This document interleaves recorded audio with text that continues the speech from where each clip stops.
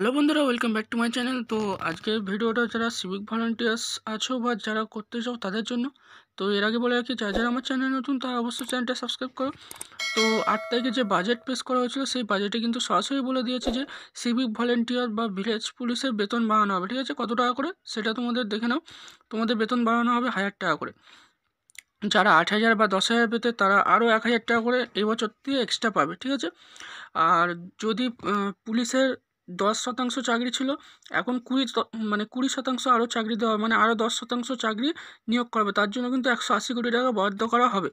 আবার এই বাজেটে বলে দিয়েছে, যদি পুলিশে 1,000 জনকে নিয়োগ করা হয় তাহলে সিভিক পুলিশ বা ভিলেজ পুলিশ মিলিয়ে 200 জনকে নিয়োগ করা হবে। তো তোমরা এটা দেখতে পাচ্ছ, এটা কিন্তু খুবই সুখবর, যার জন্য 180 কোটি টাকা বরাদ্দ করা হবে। এছাড়াও তোমরা পুজোর সময় 5,300 টাকা করে বোনাস পাবে, এটা আমি আগের ভিডিওতেই বলেছি। আর তোমাদের যারা অবসরকালীন হয়ে যাওয়ার কথা, বা যখন সিভিক পুলিশ বা ভিলেজ পুলিশ দিয়ে অবসরকালীন হয়ে যাবে, তখন আগে পেতে 2 লক্ষ থেকে 3 লক্ষ টাকা, এখন সেটা বাড়িয়ে 5 লক্ষ টাকা পাওয়া হবে। ঠিক আছে, কিন্তু তোমাদের 100 কোটি টাকা আরও বরাদ্দ করেছে সিভিক ভলেন্টিয়ারদের জন্য, কিন্তু অত্যন্ত একটা খুশির খবর। তো যারা যারা আমার চ্যানেল নতুন, তারা চ্যানেলটা অবশ্যই সাবস্ক্রাইব করে রাখো, কারণ আমি এরকম খবর সবার আগে নিয়ে আসতে থাকি।